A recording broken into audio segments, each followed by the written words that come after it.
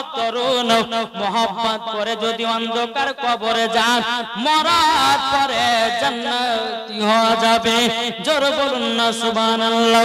আমার নবীজির জামানায় বাবাজি মুসলমান ভাইরা, আমার নবীজির রওজাতে একজন নবীর আশিক বাবাজি গেছেন। আমার নবীর রওজাতে একজন নবীর আশিক গেছে। যাওয়ার পরে বলতেছে 3 দিন হয়ে গেল বাবা পানিও পান করে না, খাবারও খায় না। মদিনাবাসীরা বলছে বলে ভাই তোমাকে 3 দিন ধরে নবীর রওজার কাছে কাঁদতে কাঁদতে দেখতেছি, তুমি পানিও পান করো না, তুমি খাবারও খাও না, কারণটা কি বলো না? ওই নবীর আশিকটা বলছে ভাই আমার নবীজি যতক্ষণ না খাইয়ে দেবে আমি জীবনেও খাবো না। জোরে বলুন না সুবহানাল্লাহ। বাবাজি মুসলমান ভাইরা ও সোনা মানিকের বাবাজি ওই ব্যক্তিটা বাবাজি শুয়ে গেছে, নবীজি রওজাতে হিলানা দিয়ে বাবা শুয়ে গেছে। স্বপ্নতে আমার নবীজি দিদার করতেছে, আমার নবী মুস্তাফা সাল্লাল্লাহু তাআলা আলাইহি সাল্লামকে বাবাজি দিদার করতেছে। ওই ব্যক্তিটা বলতেছে ইয়া রাসূলুল্লাহ ইয়া হাবিবাল্লাহ নবী গো, ও গো দয়ার নবীজি আপনি আমাকে যতক্ষণ নিজে না খাইয়ে দিবেন ততক্ষণ আমিও খাবো না। জোরে বলুন না সুবহানাল্লাহ। বাবাজি মুসলমান ভাইরা, আমার নবী মুস্তাফা স্বপ্নতে বাবাজি 2টা রুটি দিয়েছে। কটা? স্বপ্নতে আমার নবীর আশিককে স্বপ্নে 2টা রুটি দিয়েছে। রুটিটা বাবা খেতে খেতে খেতে বাবা 1.5খানা রুটি থেকে গেল, বাবা হাতে আছে 8খানা রুটি এবং বাবা যে ঘুমটা ভেঙে গেছে। ঘুম ভেঙে দেখতেছে বাবা ওই নবীর আশিকের হাতে 8খানা রুটি দেখা যায়। জোরে বলুন না সুবহানাল্লাহ। কি গো দেখতে পাই? আমরা যখন কোন স্বপ্ন দেখি কেউ বলে যে আমি প্লেনে উঠছি, আর ঘুম ভেঙে দেখছি তো খাটে শুয়ে আছে, এর স্বপ্ন দেখে না। কেউ বাবাজি দেখছে সাপে কাটছে, স্বপ্ন দেখে দেখে না। কিন্তু বাবাজি এই আল্লাহর নবীর বাবাজি নবীজির আশিক তিনি স্বপ্নই দেখলেন যে নবী আমাকে স্বপ্ন 2টা রুটি দিয়েছে, 1.5খানা খেয়েছে, ঘুম ভেঙে গেছে, হাতে 1.5খানা রুটি, 8খানা রুটি। জোরে বলো সুবহানাল্লাহ। এটাই হচ্ছে আমার নবী মুস্তাফার বাবাজি পাওয়ার। আমার আল্লাহ পাক আল্লাহ তাআলা বলছে যারা নবীকে মহব্বত করে, যারা নবীকে ভালোবাসে ইনশাআল্লাহ মরার পরে তারাই হলো জান্নাতি মুসলমান। এটি জোরে বলো সুবহানাল্লাহ। আর একজন নবীর আশিক বাবাজি মদিনাতে এসেছে, বাবা 3 দিন হয়ে গেছে বেরাদার ইসলাম। 3 দিন পরে মদিনা থেকে বাবা 24 থেকে 25 কিলোমিটার রাস্তাকে অতিক্রম করে সে পেশাব আর পায়খানা করে আসতো। কেন জানেন? কি গো, একজন ব্যক্তি নবীর রওজা গেছে, 1 দিন হয়ে গেল পেশাব পায়খানা নাই, 2 দিন হয়ে গেল পেশাব পায়খানা নাই, 3 দিন হয়ে গেল পেশাব পায়খানা নাই। বাবাজি মুসলমান 3 দিন পর মদিনা থেকে বেরিয়ে 24 কিলোমিটার রাস্তাকে পথকে অতিক্রম করে গিয়ে সে পেশাব আর পায়খানা করে আসতো। কেন জানেন? মদিনাবাসীরা বলছে ভাই তুমি 24 কিলোমিটার রাস্তায় ঘুরে আবার এই জায়গাতে আসলে কেন? তখন বলছে বলে ভাই আমার নবীজি মক্কা মদিনাতে কত ঘুরে বেরিয়েছে, আমার নবী মুস্তাফা সাহেবে লাউলাক সাল্লাল্লাহু তাআলা আলাইহি সাল্লামের হয়তো পা মোবারকে হয়তো লাথি লেগে যেতে পারে বা নোংরা পড়ে যেতে পারে, আমি তার জন্য আমি মদিনাতে পেশাব পায়খানা করি না। 24 কিলোমিটার পথকে অতিক্রম করে এসে আমি পেশাব পায়খানা করতে যাই। এটাই হচ্ছে নবীদের আশিক, আর এটাই হচ্ছে নবীদের প্রেমিক। জোরে বলে বাবাজি। আমি ভাবছি আজকে প্রথম জালসা, কালকেও জালসা হয়ে আছে না নাকি গো? কালকে জালসা হয়েছে। তো যাই হোক বাবাজি মুসলমান সোনা মানিক, আসুন আল্লাহ পাক আল্লাহ তাআলা যেন আমাদের সকলকে নবীকে মুহাব্বত করার তৌফিক দান করে। জোরে বলুন আল্লাহুম্মা আমিন। বাবাজি এই যে এটা হচ্ছে বাবাজি আরবি মাস হচ্ছে রবিউল সানি নাকি? রবিউল সানি মাস। তো বাবাজি এই মাসেতে বাবাজি 11 তারিখে আমরা গাউসে পাকে কি করেছি? ফাতিহা, ফাতিহায়ে ইয়াজদাহাম আমরা সকল করেছি। আচ্ছা আমার গাউসে পাকের পাওয়ার কত একটু জানতে হবে না? কি গো জানতে হবে কবে না? গাউসে পাকের পাওয়ার কত? আজ দেখেন বাবাজি বাংলাদেশে কিছু ওয়াহাবিরা কিছু দেওবন্দিরা আল্লাহর ওলির মাজারকে ভাঙতেছে, দেখেছেন মাজার, আল্লাহর ওলির মাজারকে ভাঙছে। আর বর্ধমানের একজন ডাবজোর পেট মোটা ইয়ে বলতেছে যারা আল্লাহর ওলির মাজার ভেঙেছে তারা নাকি আল্লাহর কাছে শহীদের দরওয়াজা পাবে। জোরে কর নাউজুবিল্লাহ। জি, আল্লাহর ওলির, আল্লাহর বন্ধু হচ্ছে ওলিগণেরা, জোরে বলবেন না। আর আল্লাহর ওলির সঙ্গে যদি কেউ পাল্লা দিতে যায় বাবাজি, সে দুনিয়াতেও বেকার, আখিরাতেও বেকার। জান্নাত তো দূরের কথা, জান্নাতের গেট পর্যন্ত দেখা তার নসিবে জুটবে না। তাই বাবাজি মুসলমান, আসুন আমরা আল্লাহর ওলিদেরকে মোহাব্বত করতে চাই কি চাই না, একটু হাত তুলে বলেন তো, এটা হাত তুলে বলেন। ইয়া রাসূলুল্লাহ, ইয়া গাউসুল মাদাদ, জোরে বলেন জিন্দাবাদ। চলুন, আমার গাউসে পাকের পাওয়ার কত আছে জোরে বলেন। এই দেখেন মা বোনদের কাছ থেকে বাবা অনেক টাকা পয়সা নিয়ে এসেছে।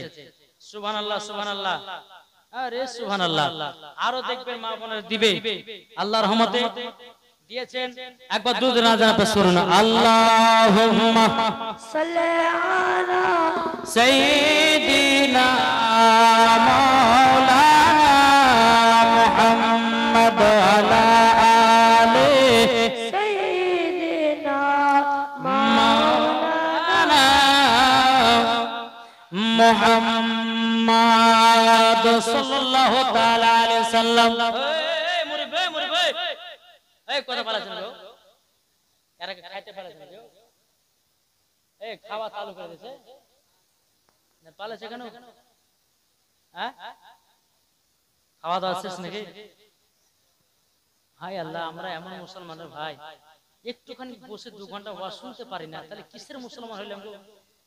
হ্যাঁ, বাহির থেকে বক্তা এসে কি লাভ? নিজের গ্রামের মুরব্বিদেরকে ওয়াজ করে দিয়ে বাড়ি পালাইছেন 8 ঘন্টাতে নাকি বলছেন? কিরে ভাই, কিন্তু আবার মা বোনা লড়বে না, এরা শুনবে, এরা সারা রাত হলে পরে সারা রাত শুনবে। কিন্তু বাবাজি মুসলমান, আপনাদেরকে একটা কথা বলি বাবজি, এই যে আমরা জালসা শুনতে আপনারা এসেছেন, শেষ করা না পর্যন্ত যাওয়াটা ঠিক। যতক্ষণ ওয়াজ চলবে, আমার পরে পরে আসেন বাবাজি বাংলার বিখ্যাত বক্তা হযরত আল্লামা মাওলানা মুফতি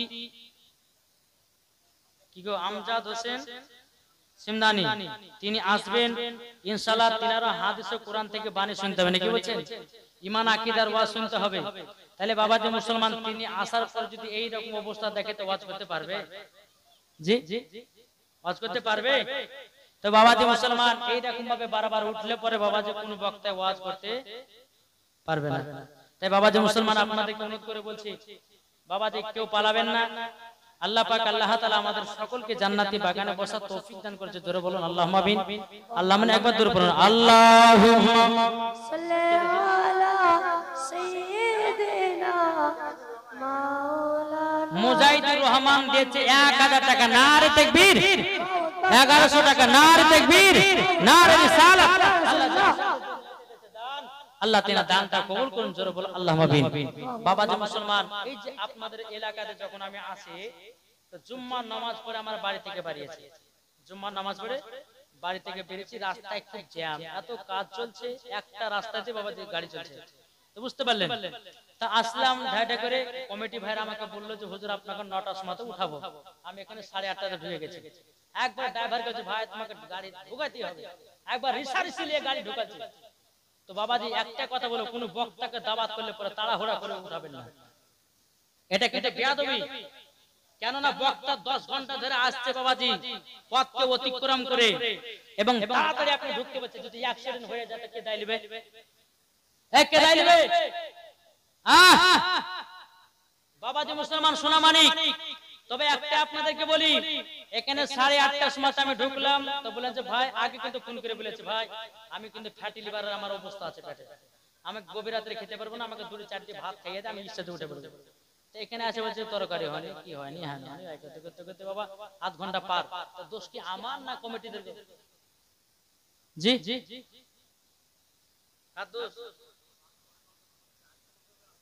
আরে ভাই আগে বলা হয়েছে, আগে বলা হয়েছে, আপনাদের ইমাম সাহেবকে বলা হয়েছে। তো একটা কথা বলি, কেউ খারাপ মনে করবেন না, বক্তাকে নিয়ে আসলে পরে হ্যাঁ ধীর স্থির ভাবে উঠাতে হবে, আস্তে আস্তে করে উঠাতে হবে। এই যে 8-9 ঘন্টা ধরে বাবাজি রাস্তাকে পথকে অতিক্রম করে আসছে, 10 মিনিট তো বসতেই হবে, তাই কিনা? জালসা তো হবেই, জালসা ইনশাআল্লাহ হবে। এবং আল্লাহ পাক আল্লাহ তাআলা আমাদের সকলকে সঠিক রাস্তায় জানো ঢোকার এবং পৌঁছার এবং আমল করার জন্য তৌফিক দান করে। জোরে বলুন আল্লাহুম্মা আমিন, আল্লাহুম্মা আমিন। তো বাবাজি বক্তা যে হয়েছে, বক্তার কত কষ্ট বক্তারা জানে, বুঝতে পারলেন? বক্তা হয়েছে যারা, বক্তার কষ্ট বক্তারা জানে। বক্তারা শুধু জানছে যে হুজুর এত টাকা নিয়ে চলে গেল, কিন্তু এত দূর আসতে কত টাকা খরচা হচ্ছে আর কত কষ্ট হচ্ছে রাত জাগরণ করা, এটা বক্তারা ছাড়া কেউ বোঝে না। জি, তো বাবাজি একটা কথা বলবো, ইমাম নামাজ রোজা করুন এবং মসজিদের ইমামদেরকে মহব্বত করেন। বুঝতে পেরেছেন? ইমামদেরকে কে কে ভালোবাসে একটু হাত তুলে দেখান তো বাবা। ইমামদেরকে ভালোবাসেন না? ভালোবাসেন।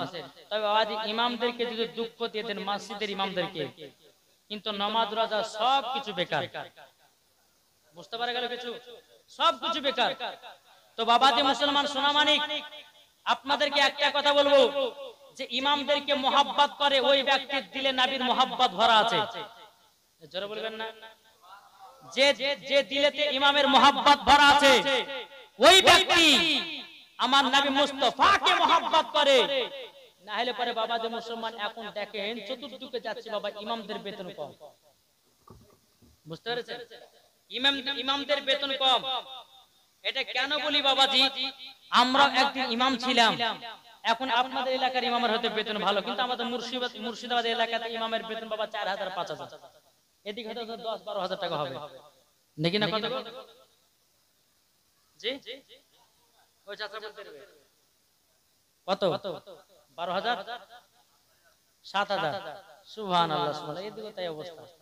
তো বাবাজি মুসলমান সোনামানিক, আপনাদেরকে একটা কথা বলবো, যে ইমামদেরকে মহব্বত করুন। যে ইমাম না হলে পরে আপনার বাড়ির ফাতিহা হবে না, যে ইমাম না হলে পরে আপনার বাড়ির মিলাদ হবে না, যে ইমাম না হলে পরে আপনার আব্বার জানাজার নামাজ হবে না, যে ইমাম না হলে পরে আপনার সন্তান কোরআন শিখতে পারবে না, যে ইমাম না হলে পরে আপনার মা যদি ইন্তিকাল করে আপনার মায়ের জানাজার নামাজ পড়াবে কে? কে পড়াবে? ইমাম পড়াবে। আর দেখছেন ইমামদের বেতন এতই কম বাবা, এতই কম। তাহলে বাবাজি এই মরার পরে আমরা আল্লাহর কাছে কি জবাবদিহি করব বলেন? আর কিছু কিছু বাবাজি মসজিদের কমিটি আছে, যখন ইমামদেরকে টাকা দেয় মানে তোমার গায়ে জ্বালা উঠে যায়। আমাদের এলাকার কথা বলছি, কিছু কমিটি যখন মাস পূজা গেল বলে সবাই সব টাকা দেন, বলে ওই মাসের 4 তারিখে নিও, ওই মাসের 2 তারিখে নিও, একবার ঠেলতে ঠেলতে বাবা বলছে ওর সংসার নাই। তাই বাবাজি মুসলমান সোনামানিক, একটা কথা বলি আপনাদেরকে, ইমামদেরকে মহব্বত করুন আর ইমামদের বেতন বাড়ান। এই দেখেন বাবা, আমি যখন যেখানে পড়াশোনা করতাম একটা মসজিদে থাকতাম আর সকালবেলা মাদ্রাসায় যেতাম, তখন বেতন ছিল বাবা আপনার 1,500 টাকা। তো 1,500 টাকা বেতন। তো একদিন কমিটিকে বলছে ভাই আমার ওই 500 টাকা বাড়িয়ে দেন না, আপনাদের টাকাতে বরকত আছে, ওই টাকাতে হবে। আমি ওকে বলছি ঠিক আছে একদিন হবে। একদিন সভাপতি সাহেব বলছে যে মৌলভী সাহেব এই 500 টাকা লাভার পরে আপনি এক কাজ করেন, একটু ফাতিহা করেন। বলে কার জন্য? বলে আমার বিটি পরীক্ষা দিতে গেছে, হ্যাঁ চাকরি যেন পায়, এবং দোয়া করো আমার বিটি যেন মাসে 40,000 টাকা বেতন পায়। বুঝেছেন? আমি বলছি আজকে মাসে থাকবো না কেন? রুজির মালিক হচ্ছে কে? এই রুজির মালিক কে? আল্লাহ। রুজির মালিক হচ্ছে কে? আল্লাহ। তো বাবা যে আমি দোয়া ফাতিহা করলাম যে আল্লাহুম্মা আমিন, আল্লাহ গো এই সভাপতি সাহেবের বেটি আল্লাহ পরীক্ষা দিতে গেছে, পরীক্ষা যেন পাস করে, সে যেন চাকরি পায়, আর তার বেতন যেন আমার মতন বেতন হয়। বুঝতে পেরেছেন? বেতন যেন আমার মতন বেতন হয়। কিন্তু সভাপতি সাহেব কিন্তু আমার দিকে বাবা যে একবার গরমে গরমে তাকায়, যাই ইমাম সাহেব আপনাকে দোয়া করতে বললাম যে আমার বিটি যেন বেতন যেন মাসে 40,000 হয়, আর আপনি আপনার মতন বেতন মূল্যবান। শুনুন, আপনি বলেছেন আমাদের টাকাতে বরকত আছে, আপনার বিটির টাকাটা আমি নেব আর আমার টাকাটা আপনার বিটিকে দেবো, দেখি কত বরকত আছে। দেখি নাকি বলছে? তো বাবাজি মুসলমান একটাই অনুরোধ করে বলবো, ইমামদের বেতন একটু বাড়াতে হবে ভাই। জি, ইমামরা যে এত পরিশ্রম করছে, এত শিক্ষা দিচ্ছে, কিন্তু বাবাজি ইমামদের বেতন একবার কম, একবারই কম। কিছু কিছু মুসাল্লি আছে বাবাজি, ইমামদেরকে গরু ছাগল ভাবে। কি গো বলছে ইমাম সাহেব, বলছে মসজিদ কেন ঝাড় দেন নাই, ইমাম সাহেব বাথরুম কেন পরিষ্কার নাই, ইমাম সাহেব এই জায়নামাজটা কেন পরিষ্কার নাই, আমরা তোর বাপের চাকরি নিয়ে রেখেছে।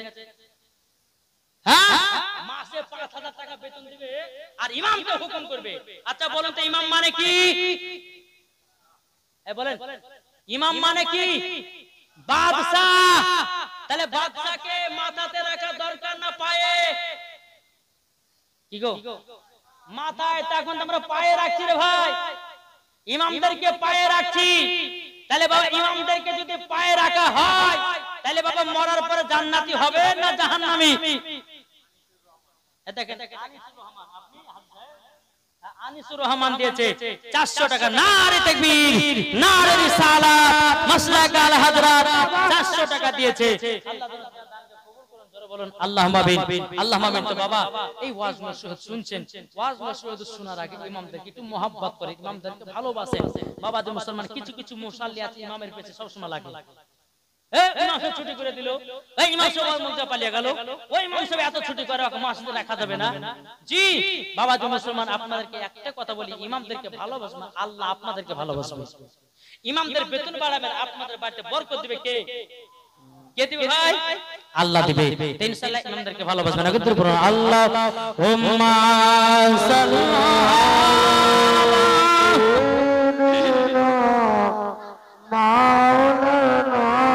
মুহাম্মাদ আলা আলে সাইয়্যিদিনা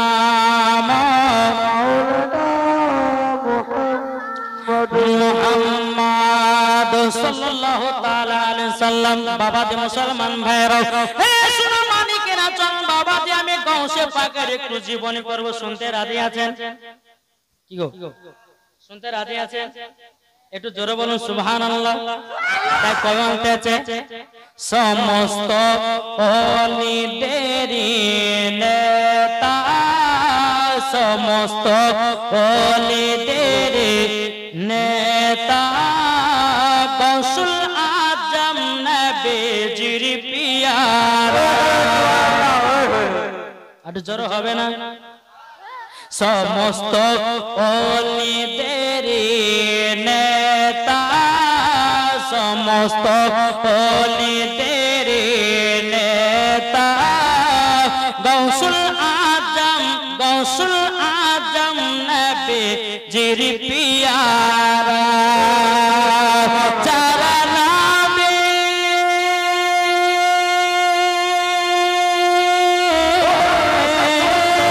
যারা নামের আশিকি হবে সবই পাবে।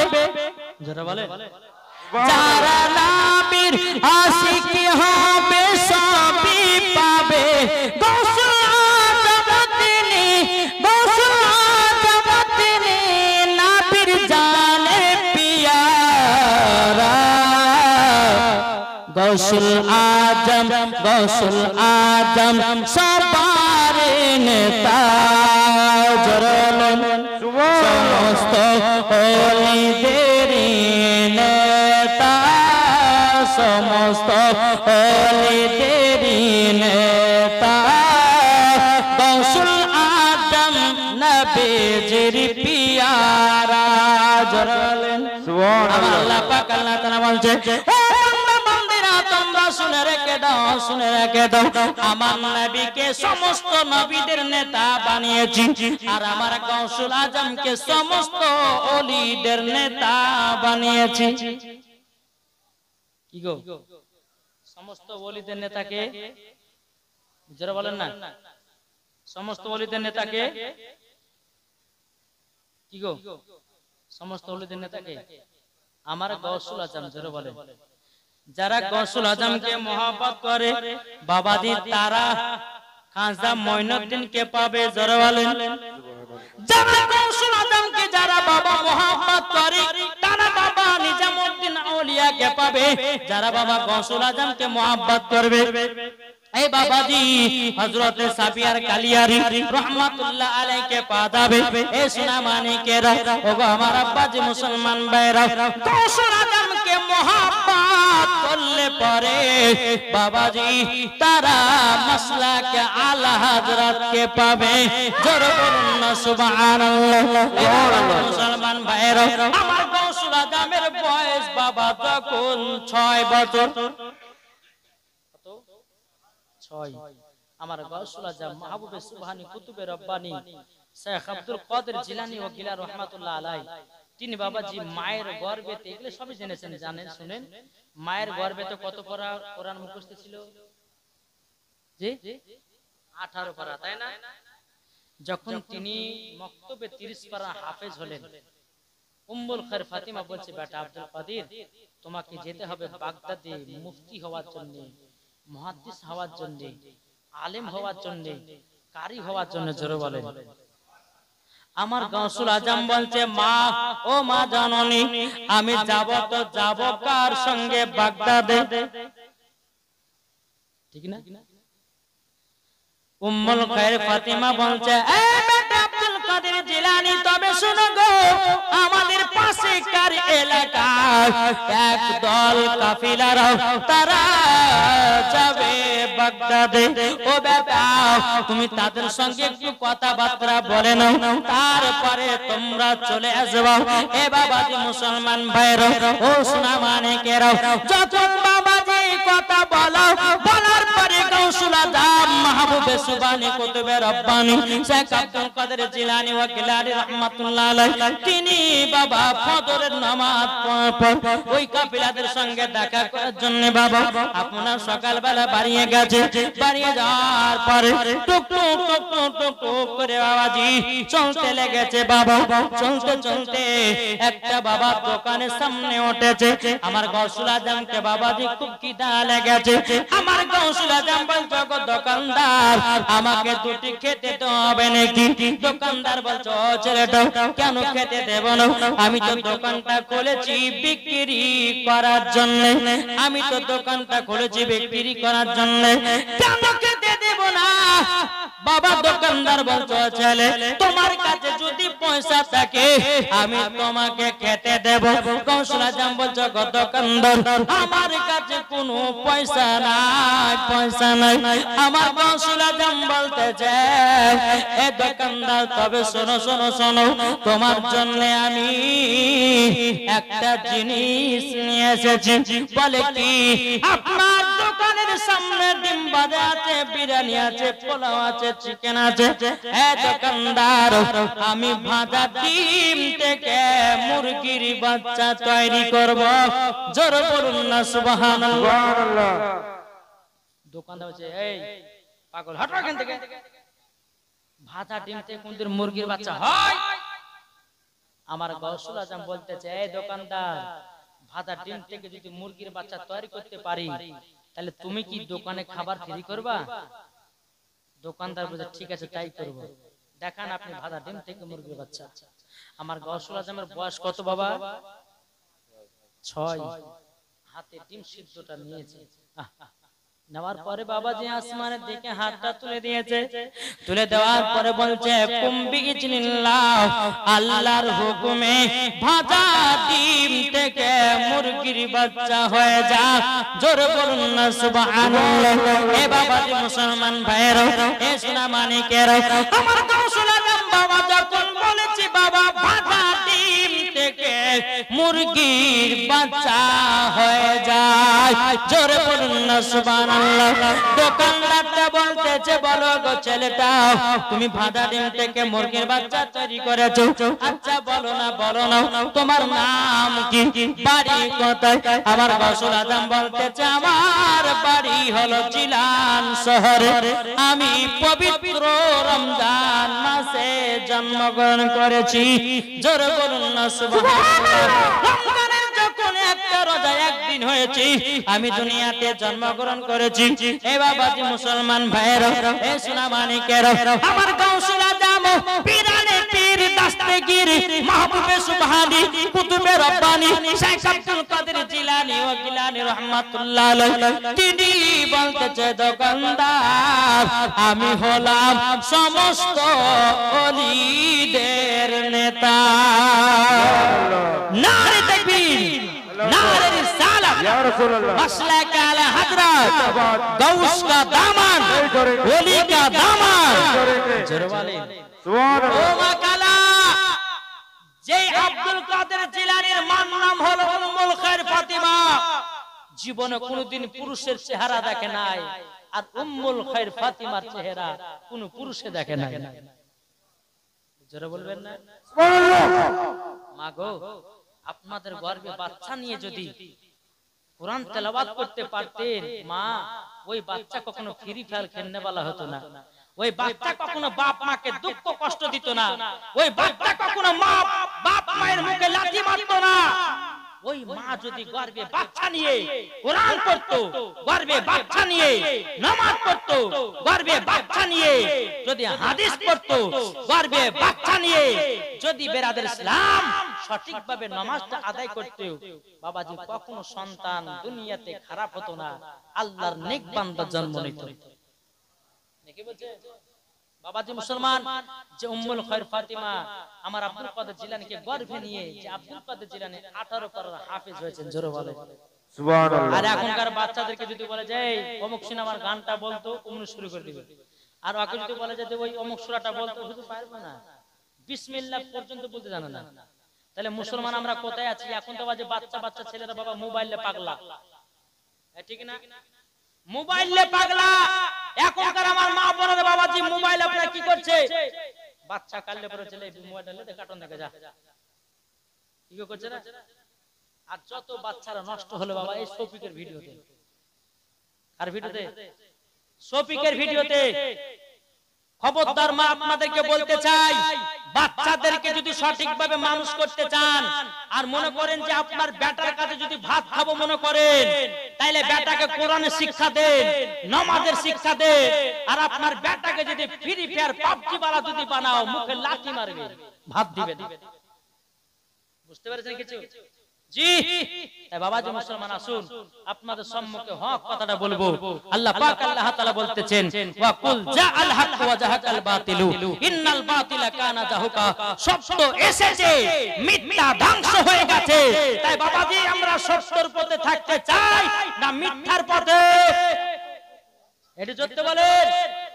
সত্যের পথে থাকতে চাই, যেই সত্যের পথ ছিল হযরত উমর ফারুক, যে সত্যের পথ ছিল হযরত আবু বকর সিদ্দিক, যে সত্যের পথ ছিল হযরত ইমাম হাসান হুসাইন, যে সত্যের পথ ছিল হযরত বেলাল, যে সত্যের পথ ছিল বেরাদর ইসলাম হযরত উসমান গনি, যে সত্যের পথ ছিল বেরাদর ইসলাম মুআদ্দাস সামানি کرام, সমস্ত আল্লাহর ওলিগণ। আমরা সুন্নিরা হতে চাই ওই দল। কি বলছে? জি আসুন বাবাজি মুসলমান, আমরা সকলে যেন আল্লাহর ওলিদেরকে যেন মোহাম্মত করতে পারি, জোরে বলুন সুবহানাল্লাহ। এখন আল্লাহর ওলি ছাড়া নবী পাবে না রে দিওয়ানা, আল্লাহর ওলি ছাড়া নবী পাবি না, নবী ছাড়া খোদা পাবি না রে দিওয়ানা, নবী ছাড়া খোদা পাবি না। আল্লাহ বলেন কোরআন পাকে, যে জন পেতে চাও আমাকে, আল্লাহ বলেন কোরআন পাকে, যে জন পেতে চাও আমাকে, ধরো গিয়া নবীর দামান খানা রে দিওয়ানা, আল্লাহর ওলি ছাড়া নবী পাবি না, নবী ছাড়া খোদা পাবি না রে দিওয়ানা, আল্লাহর ওলি ছাড়া নবী পাবি না। দুনিয়া চাই খোদা কে রাজি, আমার খোদা চাই নবী কে রাজি, একটু জোরে বলেন না সুবহানাল্লাহ। দুনিয়া চাই খোদা কে রাজি, আমার খোদা চাই নবী কে রাজি, এত তো বুঝা গেল না রে দিওয়ানা, আল্লাহর ওলি ছাড়া নবী পাবি না। আল্লাহুম্মা সাল্লি সাইয়্যিদিনা মাওলানা মুহাম্মদ ওয়া আলি সাইয়্যিদিনা মাওলানা মুহাম্মদ সাল্লাল্লাহু তাআলা আলাইহি ওয়াসাল্লাম। বাবাজি আমার গাউসুল আজম তিনি বাবাজি ভাজা ডিম থেকে মুরগির বাচ্চা তৈরি করলেন কার হুকুমে? আল্লাহর হুকুমে। জোরে বলে এই পাওয়ার কে দিয়েছেন? আল্লাহ দিয়েছেন। আর ওয়াহাবিরা বলেন যে গাউসুল আজম কাহরে কিছু পাওয়ার নাই। জোরে করে নাউজুবিল্লাহ। সুবহানাল্লাহ। আরে গাউসে পাকের পাওয়ার দিয়েছে আমার আল্লাহ। খাজা গরিবে নামাজের পাওয়ার দিয়েছে আমার আল্লাহ। যে খাজা গরিবে নামাজ আনা সাগরের সমস্ত পানিকে লোটাতে আটিয়ে নিয়েছিল, এই পাওয়ার দিয়েছিল আমার আল্লাহ। ঠিক না বাবাজি? চলুন আমার গাউসুল আজম তিনি যখন ওই আপনার কাফিলাদের সঙ্গে দেখা সাক্ষাৎ হলো, টুকটুক টুকটুক করে বাড়িতে আসলেন। আসার পরে মা বলছে, মাগো কাল সকালবেলা আমাকে যেতে হবে বাগদাদে ওই কাফিলাদের সঙ্গে। তো তিনার মা শিক্ষা দিয়েছে কি? বলছে বেটা, ও মা খালা ভালো করে শুনেন, বলছে বেটা, ও বেটা তবে শোনো গো শোনো, তোমাকে একটা কথা বলে দিই। বলে কি কথা? বেটা তুমি বাগদাদে যাচ্ছ, কোনো আপাত বিপদ পড়লে পরে মিথ্যা কথা বলিও না। জোরে বলেন। উম্মুল কুর ফাতিমা বলতেছে বেটা আব্দুল কাদের জিলানী তবে শোনো গো শোনো, মিথ্যা কথা বলবে না। তোমার গর্দন যদি চলে যায় জীবনে মিথ্যা কথা বলো না। আর আমাদের ঘরের মা বোনেরা বাচ্চাদেরকে শিখায় বাবা চুরি চামারি করতে। আচ্ছা বলছে রমজান মাসে কি জানেন? বলছে রমজান মাসে এই বেটা যা মাছ চুরি করে ভোর রাতে সেহরি খাবো, রোজা হবে। যে আপনাদের এলাকা কিন্তু আমাদের এলাকা খুব পুকুর আছে তো, বা ছোট ছোট বাচ্চা গেলে শিপলে আর ওই আটালে দিয়ে যেয়ে রাত্রে বেলা সন্ধ্যার সময় মাছ মারবি, সব যখন তারাবি পড়ে যাবে, 2-5টা মাছ হলে পরে এবার ভোর রাত্রে হেভি করে সেহরি খাওয়া হবে। আছে না নাই? খবরদারি কাজ যেন না হয়। ও মা খালা নিজের বেটাকে শিক্ষা দাও সঠিক রাস্তায়। একজন মহিলা কি জানেন? একটা মহিলা প্রত্যেকদিন একটা বাচ্চা গেলে খতম পড়তে যায়। তো অনেক মানুষজন থাকে খতম বাড়িতে, বাচ্চারা বলছে মা আমি মুই দেবো, এতগুলো লোক শুনে মুই দেবো কথা বলছে। শুন তোকে একটা জিনিস শিখেছি। বলে কি? তোর যখন পেশাব চাপাবে তখন বলেছে মা আমি গান গাহাবো, তাই তোকে পেশাব ফেলে চলে বাচ্চা ছেলে ছোটবেলাতে শিখিয়ে দিয়েছে। 3 বছর পরে বাচ্চাটা সৌদি আরব, বাচ্চাটার আব্বা সৌদি আরব থেকে 3 বছর পর বাড়িতে এসেছে। আর সেই দিন মরবিত মর পাশের বাড়ির একজন মানুষ মারা গেছে। তো বিবিত যাহাগো স্বামী 3 বছর পর আসলেন, একটু দুঃখ সুখর গল্প গাইতে ভালো কি মন্দ তাতে হলো না। এক কাজ করেন, আমার বেটা গেলে রাতের বেলা থাকেন, আমি একটু ওই মানুষ মারা গেছে একটু মানুষের বাড়িতে যাই। আর বুঝতে পারছেন যেখানে মানুষ মারা যায় সেখানে কোথায় কেউ খালা বলা বলেন না, মানুষ মারা গেছে মরা দেখতে আছে, যা কি যায় না। তো ও মহিলাটা বলছে স্বামীকে আপনি রাতের বেলা আমার বেটা গেলে থাকে না, একটু পাশে পাশে, এটা ওদের বাড়ি আর মরার বাড়ি হচ্ছে পাশে। ঠিক আছে যাবি তো যা। বাব্বাটাই একই বিছানা শুয়ে আছে। গভীর রাতে দেবে যা আব্বা গান গাবো, যাই পাশের বাড়িতে কোন মানুষ মারা গেছে গান গাও, শুনতে শোক, বুঝলেন? আবার একটু পরে বলছে আব্বা গান বললাম না যে গান গাবি না, শুনতে শোক। তুই দেখতে পাচ্ছিস যে পাশের বাড়িতে কোন মানুষ মারা গেছে, তুই যখন গান গাহাস তো লোকে শুনলে নিন্দা করবে না, চুপচাপ ঘুমা। আবার কিছুক্ষণ পরে বলছে আব্বা গান গাও, বলছে জ্বালাতে সহ্য করে গেল না, তো যখন এত গান গাওয়ার শখ আমার কানে কানে গাহা, কেউ যেন না শুনতে পায়, বুঝতে পারলে? তো বাচ্চা ছেলে কি করে যে চেন খুলে পুরুত করে বাপের কানে দিতে লেগেছে।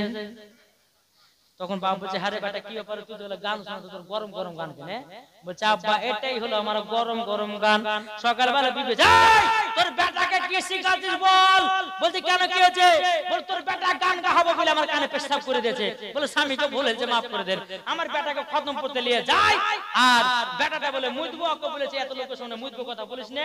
শুন তুই তোর যখন পেশাব চাওয়াবে তখন তুই বলবি যে গান গাও, ছোটবেলার অভ্যাস থেকে গেছে, কি করবো? তো বাবা একটা কথা বলবো, বাচ্চাদের মন থেকে কাদার মতো নরম, বাচ্চাদেরকে যদি আপনি ছোটবেলাতে মক্তব ভর্তি করেন, যদি কোরআনের শিক্ষা দেন, বড় হয়ে মানুষ হবে কি হবে না? আর আপনার বেটাকে যদি 12 বছরে যদি আপনার মাদ্রাসায় ভর্তি করতে বলেন যে বেটা মাদ্রাসা যাও, তো বেটাতে আপনার যখন কানি আঙুল দেখাবে, বুড়ি আঙুল দেখাবে, যাও না তুমি, দেখাবে কি দেখাবে না?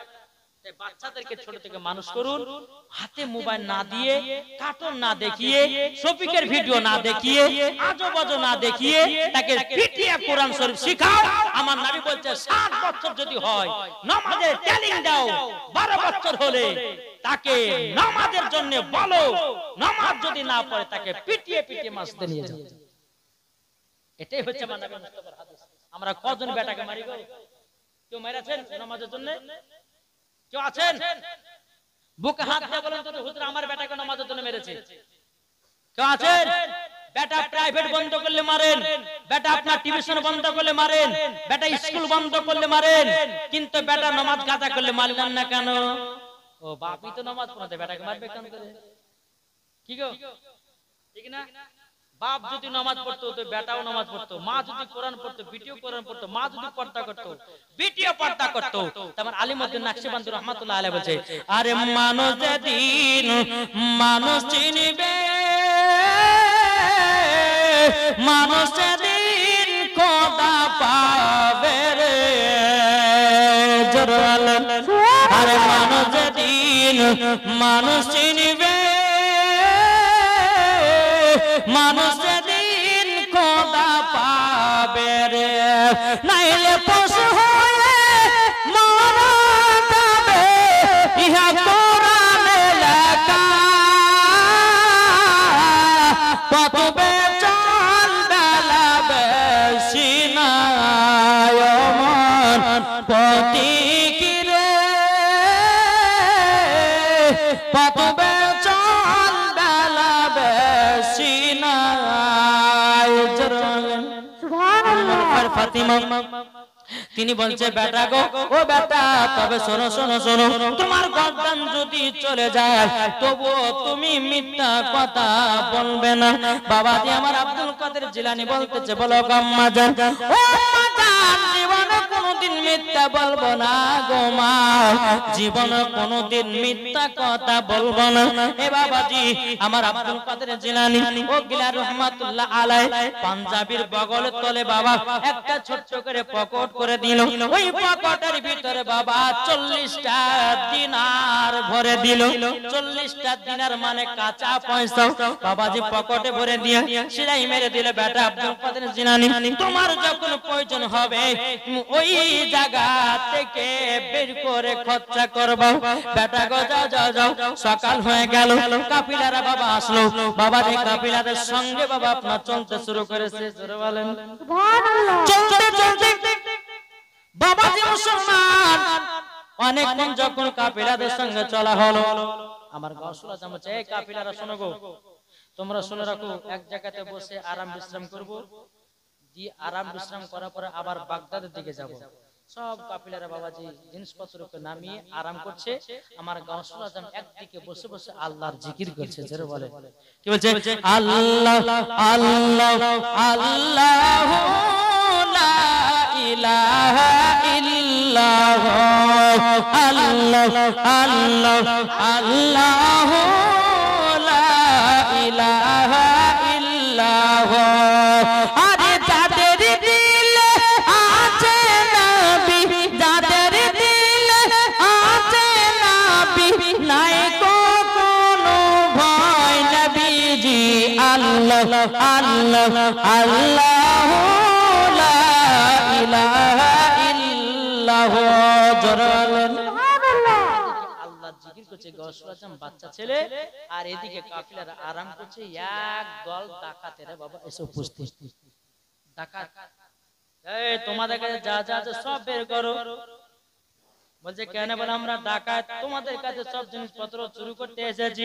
বলে তাই নাকি? বলল হ্যাঁ বাবাজি, সবারই বুকে আপনার বন্দুক থেকে সব মালপত্রকে কেড়ে নিয়ে বাবা এ সোনা মানিকের সমস্ত বাবা আপনার কাফিরাদের বাবা যত যা ছিল সবকে চুরি করে নিয়েছি। বেরাদার আমার গৌসুল আজমের দিকে এক পা দুপা করে যাচ্ছে। এ ছেলে তোমার কাছে কি আছে বের করো, বের করো। বাবাজি মুসলমান ভাইরা এ সোনা মানিকেরা, ওগো আমার আব্বাজি মুসলমান ভাইরা, আমার গৌসুল আজম বলতেছে বলো গো ডাকাতের দলের আমার কাছে 40টা দেনার আছে। জোরে বলুন না সুবহানাল্লাহ। ডাকাতের দলেরা বাবা আপনার সাজ করলো, বাবাজি ধুরে ধুরে পাওয়া গেল না। বলতেছে তোমার কাছে কত টাকা দেনার আছে? আমার গৌসুল আজম বলছে 40টা দেনার। বলে কোথায় আছে? কিন্তু সেটা বাবা কিনতে বলে না। আমার খোঁজ করতে লাগলো বাবা, খোঁজ করতে করতে কোন মতে টাকা পেল না। আমার গৌসুল আজমকে ধরে নিয়ে বাবা ডাকাতের সর্দারের কাছে নিয়ে যাওয়া হলো। ডাকাতের সর্দার কাছে নিয়ে যাওয়ার পরে বলতেছে এ সর্দারেরা তবে শোনো গো শোনো, এ বাচ্চাটা আমাকে আমরা এনার কাছে টাকা নিতে চাই, কিন্তু এ বাচ্চাটা জীবন দিতে চাই না। বাচ্চাটার কোথায় আছে না আছে আমরা তো দূরে দূরে পাই না। ডাকাত বলতেছে এই ছেলেটা তবে শোনো না, শোনো না, তোমাদের কি একটা কথা বলে দি এই ডাকাতেরা, তবে আমি মিথ্যা কথা নয়, আমি গৌসুল আজম বলে দিলাম আমার পকেটে তলায় একটা পকেট আছে, ওই পকেটে 40টা দেনার আছে। জোরে বলুন না সুবহানাল্লাহ। ডাকাতের সর্দার বলছো ছেলে তুমি কেন মিথ্যা কথা বললে না? তুমি তো লুকিয়ে নিতে পারতো। আমার গৌসুল আজম বলছো গো ডাকাতেরা তোমরা শুনে নাও, শুনে নাও, আমার মা জননী আমাকে মিথ্যা বলতে মানা করেছে, তার জন্য আমরা মিথ্যা বলি না, সত্য কথাই বলি। বলে সুবহানাল্লাহ। আচ্ছা বাবা আমরা সত্য কে কে বলি একটু হাত তুলে দেখান তো। সত্য পথে সুবহানাল্লাহ, সত্য পথে চলবেন, হক পথে চলবেন, আল্লাহ আপনাদেরকে ভালোবাসে। জোরে বলো সুবহানাল্লাহ। এই যে আমার কমিটি ভাইরা এত কষ্ট করে 2 দিন ধরে জালসার আয়োজন দিয়েছে, আচ্ছা ভালো কাজ না গুনার কাজ? এর জোরে বলেন না ভালো কাজ। এই জালসাতে কেউ যদি একজন নামাজি হয়ে যায় তো কমিটিরাও জান্নাতি। জোরে বলেন এই জালসাও আল্লাহর কাছে কামিয়াব হয়ে যাবে, ঠিক কি না? তো বাবাজি মুসলমান সোনা মানিক আপনাদেরকে একটা কথা বলি ভাই, নিজের নিজের বেটাদেরকে ঠিকঠাক মানুষ করুন, নিজের বিটিদেরকে পর্দাতে রাখুন। বাবাজি মুসলমান এখনকার কিছু কিছু মেয়েরা বাবাজি বোরখা পিনছে বাবাজি লাইন মারার জন্য। হক কথা বলি বাবু, কি করার জন্য? এইটু জোরে বলেন, লাইন মারার জন্য। যদি ওই মহিলাটা যদি পর্দা করত তো জীবনে টাইট বোরখা পিনতো না। আছে না নাই? কি গো অনেক মহিলা দেখছি মাদার বাবা যে 32 ইঞ্চি বোরখা পিনতো, তো 32 ইঞ্চি, তাহলে আর বোরখা পানামে কি হলো? আর বোরখা পিনার মানে কি হলো? আমি ওই মায়েদেরকে বলতে চাই বোরখা যদি পিনতে হয় খাতুনে জান্নাতকে মনে করে বোরখা পরো। এখনকার কিছু কিছু ইয়ং মেয়েরা বাবা যে বোরখা পিনছে বলতেছে, এদিকে বাপকে বলছে বাপও গরিব মাও গরিব, মাকে বলছে মা আমাকে একটা বোরখা কিনে দাও। বোরখার দাম কত? বিটি বলছে 1200 টাকা। ঠিক আছে 1200 টাকা নাও। এদিকে বাপ মা ভাবছে হায় হায় আমার বিটি এত সুন্দর হয়েছে, বোরখা করবে পর্দা করবে তো খুবই ভালো, কিন্তু তোমার বিটি বোরখা পিনবে না পর্দা করবে না, তোমার বিটি লাইন মারার সুযোগ করে নেবে। বুঝেছেন? জানো চিনতে না পারে আব্দুর রহমানের বেটি না সাত্তারের বেটি, বোরখা পিলে ঢাকা থাকবে, চিনতে পারবে? ওই ধরনের মায়েদেরকে বলতে চাই তোমার নিয়ত যদি এই রকম থাকে মরার পর তোমাকে জাহান্নামে দিবে। তুমি যতই পর্দা করো কিন্তু নিয়ত রাখতে হবে খাতুনে জান্নাতের মতো, মরার পরে জান্নাতি হওয়া যাবে। জোরে বলবেন না সুবহানাল্লাহ। কি গো আমি তো ভুল বলছি? জি হক কথা বলে বাবা, আর হক কথা বললে বাবা যে বন্ধু বেজার হয়। হক কথা বললে কিছু কিছু মানুষ চিড়িং করে উঠে, এটা আল্লাহ পছন্দ করে। জোরে বলে তাই বাবাজি মুসলমান আসুন, আপনাদেরকে আমি বলতে চাই যে হক পথে চলুন আর হক কথা বলুন। এদিকের আমার মা বোনেরা ভালো, এদিকের মা বোনেরা সেরকম বোরখা টোরখা পরে না, তারা ঢিলে ঢালা বোরখা পিনে, আর ইনশাআল্লাহ তারা নিয়াত করে পড়ে যে খাতুনে জান্নাতকে মহব্বত করে। নাকি বলছে ভাই? ঠিক না? আমি ওই আমাদের মুর্শিদাবাদের মহিলার কথা বলছি। আমাদের মুর্শিদাবাদের মহিলারা বাবা এত টাইট টাইট বোরখা পিনে রে বাপ, হ্যাঁ মাজার যদি বাবা যে 32 ইঞ্চি তো বোঝা যায় 32 ইঞ্চি। বুঝতে পারলেন? তাই বাবাজি মুসলমান নিজের নিজের বিটিদেরকে পর্দাতে রাখুন, নিজের নিজের বিটিদেরকে সঠিক পথে চলান, ইনশাআল্লাহ মরার পর জান্নাতি। বাবাজি মুসলমান এখনকার মহিলাদেরকে দেখা যায় বাবাজি মেলাতে যাচ্ছে তো আপনার মাথার চুলগুলো খোলামেলা, মেলা যাচ্ছে পুরুষদেরকে চুল দেখাচ্ছে, মেলা যাচ্ছে আপনার পুরুষদেরকে পিঠ দেখাচ্ছে, মেলা যাচ্ছে আপনার কিনা ছেলেদেরকে শরীরের অঙ্গ প্রত্যঙ্গ দেখাচ্ছে। আজ দেখো আজকে মহিলাদের খারাপ দেশের জন্য আজকে যুবকেরা খারাপ হয়ে গেল, আজ এই মহিলাদের জন্য এখন 15 বছর মেয়েদেরকে দর্শন করতেছে। বুঝতে পেরেছেন? এই খারাপ ড্রেস কেনার জন্য এখনকার মহিলাদের পোশাক রে ভাই জাল জামা পড়েছে, সব বোঝা যাচ্ছে। আমার আল্লাহ বলতেছে ওই বিটিকে যারা জন্ম দিয়েছে মরার পরে বাপও যাবে জাহান্নামে, বিটিও যাবে জাহান্নামে, মাও যাবে জাহান্নামে। জান্নাত তো সোজা নয়, শুধু বোরখা পিনলে পরে জান্নাতি হওয়া যায় না, বোরখার সঙ্গে দিল রাখতে হবে খাতুনে জান্নাতের সাথে, তাইলে পরে জান্নাতি হওয়া যাবে। জোরে বলেন সুবহানাল্লাহ। যাই হোক বাবাজি মুসলমান আসুন, তোমার গাউসুল আজম মাহবুবে সুবহানী কুতুবে রব্বানী বলতেছেন, বলে এই যাকাতের সরদার শোনো, আমার মা আমাকে জীবনে মিথ্যা কথা বলতে মানা করেছে, সত্য কথা বলেছে। এই ডাকাত বলতেছে, বলে ছেলে তুমি এত বেলা ছোট্টবেলাতে সত্য কথা বলছো, আমরা আর জীবনে কোনোদিন ডাকাতি করব না, চুরি করব না, তোমার হাতে বায়াত হয়ে আমরা সকলে মুসলমান হয়ে গেলাম। জোরে বলো সুবহানাল্লাহ। এই হচ্ছে আমার গাউসে পাকের পাওয়ার।